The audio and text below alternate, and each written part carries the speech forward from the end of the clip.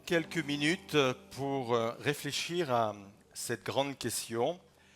Pourquoi suis-je sur Terre?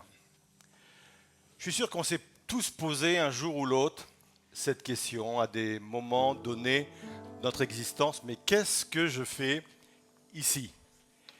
Et je crois qu'il n'y a rien de plus terrible que d'errer sur ce chemin de la vie sans savoir pourquoi on est là et surtout dans quelle direction on va aller ou se rendre. C'est Mark Twain qui a dit ceci. Il a dit « Les 2 jours les plus importants de votre vie sont le jour où vous êtes né et le jour où vous découvrez pourquoi vous êtes né. » L'anthropologue Loren Hensley a ajouté ceci. L'homme est l'orphelin cosmique. Il est la seule créature de l'univers qui a la capacité de se demander pourquoi. Les autres animaux ont des instincts qui les guident, mais l'homme a appris à se poser cette question, qui suis-je? Pourquoi suis-je là? Quelle est ma destinée? Et je pense qu'il est important pour nous à un moment donné de nous poser et de réfléchir à cette question, parce que de la réponse que je vais donner à cette question, ma vie sera totalement impactée. La réponse que je donne à cette question va avoir un impact sur ma vie. Je prends un exemple. Plusieurs savent dans ce lieu qu'avec Patricia, nous sommes allés de nombreuses fois en Inde. Et le plus grand danger en Inde, à part les cobras, le plus grand danger, c'est la circulation. C'est un chaos permanent. Il y a un code de la route, mais il ne l'applique pas. Ça double de partout. Là où on est sur des 2 voies, il y a des gens qui doublent en face. On ne sait pas comment ça passe. Je crois que je n'ai jamais autant prié qu'en Inde. Mais ça passe. En Haute-Côte, on double sur l'autoroute des contresens plusieurs fois dans la journée et surtout et malheureusement des accidents qu'on voit sur le bord de la route.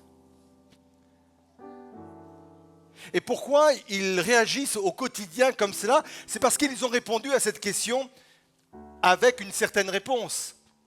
Ils croient à la réincarnation. Donc pour eux, la vie, c'est quoi? C'est une grosse Game Boy avec plusieurs vies. C'est une PS5 grandeur nature. Et c'est pas grave si vous mourrez, vous avez plusieurs vies. Et vous arrivez dans cette Game Boy là et vous n'avez pas les mêmes croyances et vous dites oh là là, moi j'ai qu'une vie ici-bas. Tout ça pour dire que la réponse que je vais apporter à cette question va impacter ma vie aujourd'hui.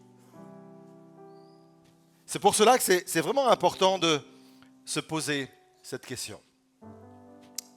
Quand on a l'honnêteté et la lucidité de se poser cette question, à un moment donné, on ne peut pas exclure l'idée ou la question d'un créateur. Est-ce qu'il n'y aurait pas quelque part un Dieu? S'il n'y a pas de créateur, ma naissance est donc un accident. S'il n'y a pas de créateur, je ne représente simplement que le fruit d'un hasard. J'arrive et je pars. Et là, je me dis, tout ça pour ça? Toute cette belle horloge, toute cette belle invention qu'est l'homme, cette belle création qu'est l'homme, tout ça? Pour entrer dans la vie et en sortir comme cela au bout de 80, 90 ans pour ceux qui connaissent la vieillesse. J'espère au moins qu'on me fera un bel enterrement et qu'on dira à ce bel enterrement, c'était un brave type. Et après on m'oublie. Tout ça pour ça? Tout ça pour rien? Salomon est sans doute celui qui a poussé la réflexion le plus loin. Il a écrit un livre que l'on trouve dans la Bible, c'est le livre de l'Ecclésiaste. Et il va dire ceci au chapitre 1er, verset 13, « Je me suis appliqué à comprendre et à connaître ce qui se passe dans le monde à l'aide de toute ma sagesse. » Et d'emblée, avant de détailler toutes ces recherches, il donne la conclusion au verset 14. Il dit ceci, « J'ai vu tout ce qui se fait ici-bas, eh bien, ce n'est que fumée, course après le vent. » En d'autres termes, il dit, c'est futile, c'est éphémère, c'est sans consistance.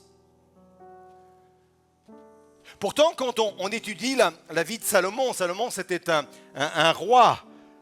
On peut dire que c'est un homme qui a profité de la vie à fond. On peut même dire qu'il a mangé la vie des debout.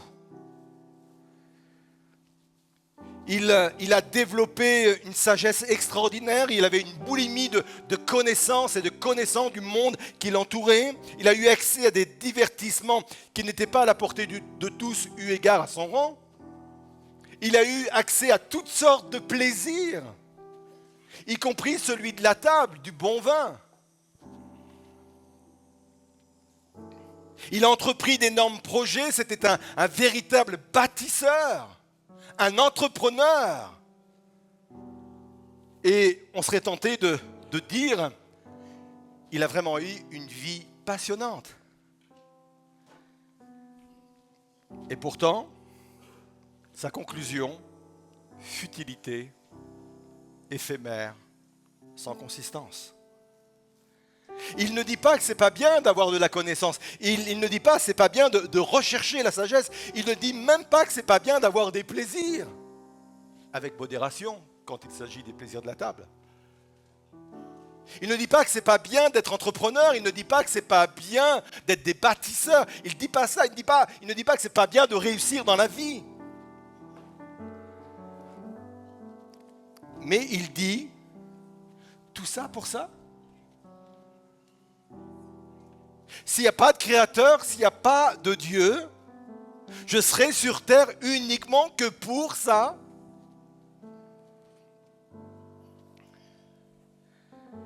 Si aujourd'hui, avant d'être pasteur, je suis chrétien, c'est parce que j'ai trouvé dans la Bible les réponses à tous ces questionnements. Et ces réponses ont impacté mon existence, ont eu un impact certain et puissant sur ma vie ici-bas.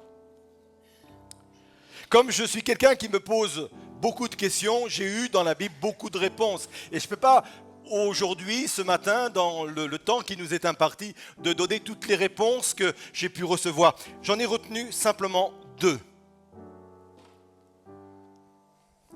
La première réponse, et la première chose que j'ai comprise en lisant la parole de Dieu et en devenant chrétien, c'est que Dieu a créé toutes choses pour un but. Tout ce qui est créé sur la terre a un but. Chaque plante a un but, chaque arbre a un but, chaque animal a un but, même les moustiques ont un but. Même les araignées ont un but.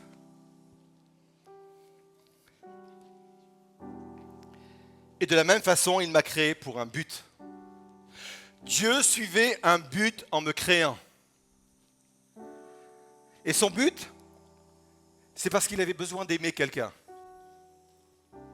Je suis le fruit de l'amour de Dieu. La Bible dit que Dieu est amour. La Bible ne dit pas que Dieu aime simplement. Il dit que ça fait partie de sa nature, ça fait partie de son ADN, ça fait partie de son essence. Si je prends Dieu à son origine, j'y trouve un cœur rempli d'amour. Dieu est amour. Il avait besoin d'aimer quelqu'un. Et l'Apocalypse nous dit même qu'il nous a créés pour son bien. Et vous allez me dire, je sais, j'entends vos réflexions. Vous dites, mais il a une drôle de façon quand même de me le prouver. Si le but de ma création, de la création de l'homme, c'est parce que Dieu avait besoin d'aimer, pourquoi toute cette souffrance? Pourquoi toutes ces guerres? Pourquoi toutes ces choses? à cause du libre arbitre. Je dis régulièrement que le comble de l'amour, c'est d'être choisi. Je n'ai pas imposé à ma femme de m'aimer. Mais elle l'a fait d'elle-même et vice-versa. Dieu ne peut pas m'imposer de l'aimer. C'est pour cela qu'il m'a créé libre de l'aimer ou de ne pas l'aimer. Et c'est le paradoxe aujourd'hui. Dieu a créé chacun pour l'aimer parce qu'il l'aimait, mais chacun répond à cet amour selon son critère. Et la souffrance, les guerres, c'est parce que sur cette terre, beaucoup ont refusé cet amour. Deuxième réponse que j'ai eue à mes questionnements, c'est que Dieu m'a créé pour une destinée. Et là, ça vient donner du sens à ma vie, du sens à pourquoi je suis ici.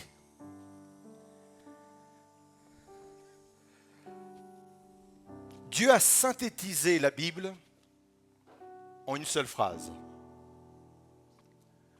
Et la Bible, elle est composée de nombreux livres et de nombreuses phrases.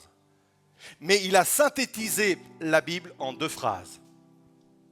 Tu aimeras le Seigneur ton Dieu de tout ton cœur, de toute ton âme et de toute ta pensée.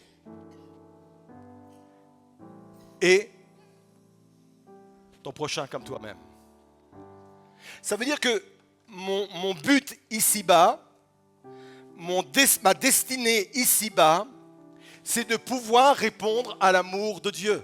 Et ce n'est pas un amour contemplatif, mais c'est un amour concret. C'est je veux vivre ici-bas pour Dieu. Je voue ma vie à Dieu.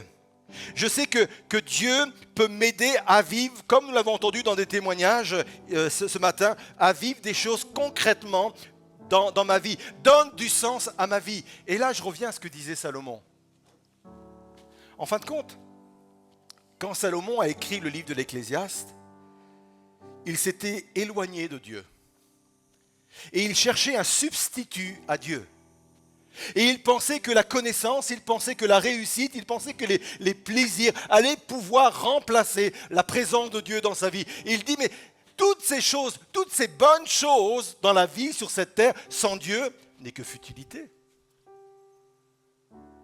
Je suis né, je suis sur terre, ma destinée sur terre a un rapport avec Dieu et avec mon prochain. Être béni de Dieu pour être en bénédiction aux autres.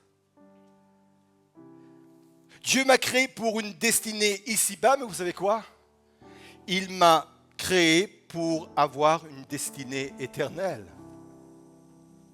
Et c'est là, encore une fois, que tout prend du sens.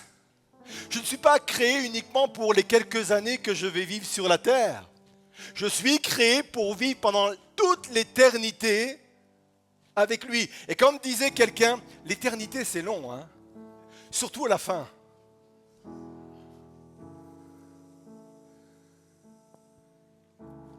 L'éternité, on va tous la connaître. Sauf que je peux vivre dans un endroit pendant toute l'éternité où Dieu n'est pas, et je peux vivre dans un endroit pendant toute l'éternité où Dieu se trouve. Et là où Dieu se trouve, c'est la joie, la paix, la sérénité, la satisfaction. Et je fais ce choix. Alors je vais conclure. Posez-vous cette question. Pourquoi suis-je sur terre? J'ai trouvé mes réponses dans la Bible. Et je ne peux que vous conseiller d'aller vers la Bible pour trouver les réponses. Et en allant vers la Bible, vous allez trouver une personne qui est centrale du début de la Genèse à l'Apocalypse. Et cette personne, c'est Jésus. De la même façon qu'une boussole donne toujours la même direction, le nord, la Bible, qui est la parole de Dieu, donnera toujours la même direction, Jésus. Et Jésus lui-même va dire, et ce sera ma conclusion, je suis le chemin. la vérité et la vie. Et il ajoute ceci, nul ne peut aller au Père que par moi. Et là, c'est intéressant, parce qu'il ne dit pas uniquement « je suis un chemin », il dit « je suis le chemin ». Le chemin qui va te guider sur cette terre, mais qui va te guider après cette terre. Et il dit que seul Jésus peut nous conduire au Père. Le Père nous parle de nos origines. C'est mon Père qui m'a donné naissance à cette vie. Le Père nous parle de nos origines. Et Jésus me conduit au Père, au Créateur. Et ça vient compléter tout le sens dont j'ai besoin pour vivre ici-bas. Alors que la grâce de Dieu vous accompagne, et ne repartez pas, ou plutôt n'abandonnez pas, parce qu'il faudra plus qu'un culte peut-être pour répondre à cette question, n'abandonnez pas cette réflexion. Je vous invite à un voyage, je vous invite à une réflexion dans les jours et semaines à venir. Pourquoi suis-je sur terre?